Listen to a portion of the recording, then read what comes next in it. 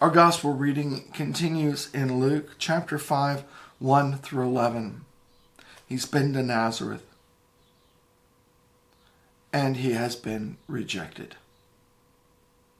So he goes back to Capernaum. We know he's already been there because in his sermon at Nazareth, he says, you obviously want me to do the miracles I've already done at Capernaum. He goes back there. And there they are ready to receive his words and hear about God's love, God's grace, God's mercy, God's promises, and God's redemption. In fact, the crowds get so intense that he actually needs to step back to move away.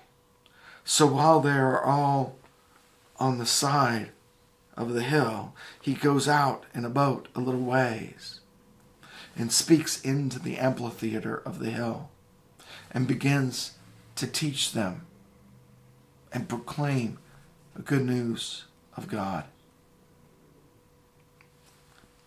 And after he's proclaimed this good news of God, he turns to Simon and says, let's go out a little bit further and go fishing.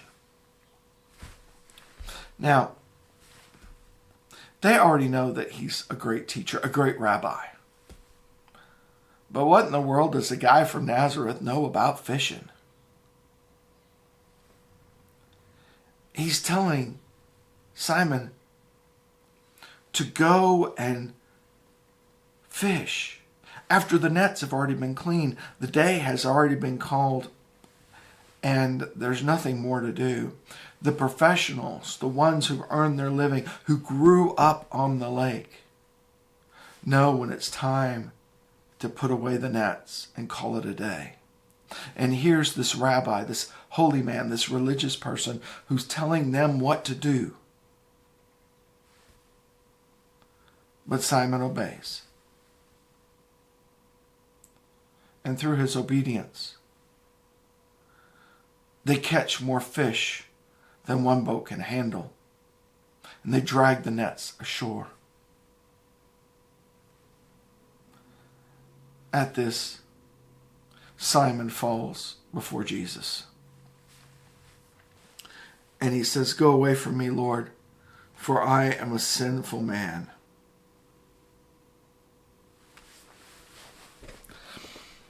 Sometimes we've divided our world into our religious Christian identity and our business world.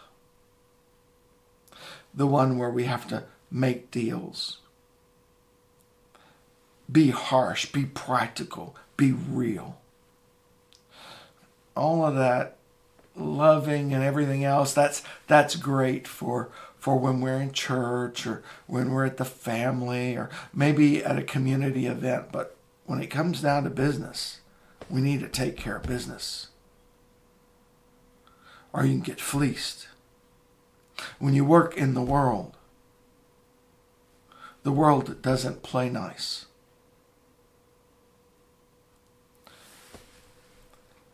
Do we invite Jesus to come in to the world that we live in? And if we experience Jesus in the presence of the real world, if we encounter Jesus in the midst of a negotiation or an argument or a competitive disagreement, how do we react? See, Jesus interrupts Simon's life by entering into Simon's world. And then showing that God is God over everything, including all of our work, including all of the world. That God is greater than everything. Simon's reaction, much like ours would be, is to realize that we've divided our world into our Christian life and in our work life. And that is sinful. Because we act in that work life as if God doesn't exist. And when God shows up and reveals God's power, like Peter, we fall on our knees and say, Lord, get away from us. We are sinful. We thought morality and your teachings only applied when we were in church, maybe with family, things to pass down to our children, but it had no real world application. And Jesus reveals that it is the only real world application.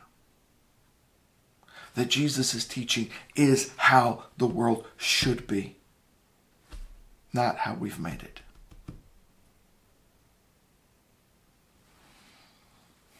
And then the love of God will once again be known. When has Jesus entered into your life in a way that he did with Simon Peter that day?